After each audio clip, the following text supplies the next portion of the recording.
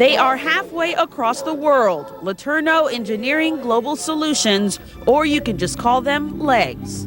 Welcome to our world. These Longview students are in Kijabe, Kenya, where their senior design project is about more than just a passing grade. The challenge for it to be under $100 just seemed undoable, frankly, at the moment. They've manufactured this prosthetic so amputees in Kijabe will do something they never thought possible, walk again. They have only 2 weeks to fit a group of amputees, mostly children. Kristen's position is that we're doing this in an insanely fast manner, and I'm saying we got to get it done. Kristen, Caleb, Eric, young June, David, and Dr. Gonzalez embarking on the leg of a journey to Africa, giving amputees a step of hope.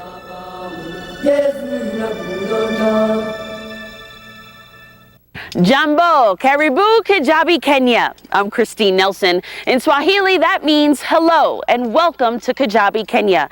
It is where we are reporting from tonight. And for the next 30 minutes, you will hear how the lives of Kenyan amputees are being changed with the help of 5 East Texas students and their professor from LeTourneau University in Longview. They are applying their knowledge as engineer majors to help create low-cost prosthetics for amputees. How can the science of engineering actually create a prosthesis? We have to go back to the beginning of the project to understand. With the use of the next 2 hours in this GATE session, LEGS will obtain data that will show just how successful this groundbreaking project will be. Their test subject is 12-year-old Devante Cox. I'm going to have you walk up and down a little bit. We're just going to do it while they're gone and collect a couple motion trials. The goal here is this: design a prosthetic for amputees in developing nations who could not otherwise afford to buy what normally is a $20,000 to $30,000 prosthetic. The LEGS version? It will cost less than $100. At the lab, infrared cameras are in place to begin. We're going to compare his current U.S. prosthetic with our prosthetic design, and it lets me look at the way he's walking, and I can compare the 3 scenarios, looking at his stride length, how quickly he's walking, his cadence. Over and over again, their test subject Devante walks back and forth in the student-made prosthetic. The team looks on, observing his every step. So we're going to measure how much oxygen your body's using, okay? Okay, I'm going to put these on so I can measure your heart rate, okay? It sounds like extra work for this soon-to-be teenager, but for Devante and his mother looking on, wearing a prosthetic has been a way of life. This is our amputation, this was our surgery, this was our pain, this is our life. This is what we go through. Devante was born without a tibia bone. His umbilical cord was wrapped around his foot, and his leg was amputated at only 10 months old. Did a lot of praying, trusting what my surgeon was telling me. He asked me what I wanted, and I said I want to see him run one day, ride a bike, and play football, just like all the other little boys do. And he said, if you trust me, you're going to see that and so much more. I never thought me deciding to have the leg amputated, because I did have to make that decision, the hardest decision of my life, of course, but I never thought making that hard decision would turn out to be a blessing, you know? Maybe one day one of those kids and him could invent a leg that's going to be perfect for someone, you know?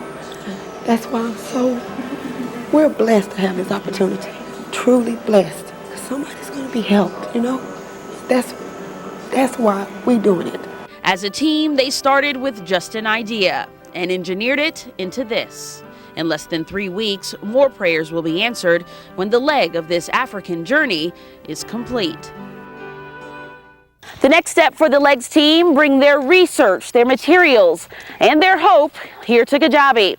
Being halfway across the world, this time the goal to fit and make these prosthetics and get these amputees walking must be accomplished. Coming up on A Step of Hope, amputees are a step closer to living a normal life. And one man who didn't think he'd live to see the day he'd walk again. That's next on A Step of Hope. Nipe moyo safi Bwana, nipe moyo safi Bwana, niingie mbinguni. The third one says, give me a clean heart so that I can get to heaven, to stay eternally with you. The LEGS team begins each day with a morning devotional, setting the stage of what's to come here in Kijabe, Kenya. They are at Cure International's Bethany Crippled Children's Center, a hospital dedicated to treating crippled children. Immediately, the students begin teaching the hospital's prosthetics team how to make this one-of-a-kind leg. They do want to learn. They're very excited about it. They're willing to listen to us and follow what we're saying, and then they also come up with very creative ideas. And so before the LeTourneau group came in, what we've been doing with children, we've been making for them prostheses without joints, because the joints are so expensive, and you need, if you buy, you spend around like, how many Kenya shillings? Around 45,000, 50,000 Kenya shillings. That's the case for 10-year-old Timothy and Njuguna. This is what his foot looked like before. Amputated from what doctors believe was a snake bite, Timothy's family could only afford to get him this peg leg, as it's called, that doesn't bend at the knee. Timothy has to swing his leg around just to walk, and standing to his feet is quite a difficult task. But for many families here, the peg leg is the only way to keep their children from being ostracized from society because of their disability. Already, the LeTourneau leg is bringing about change.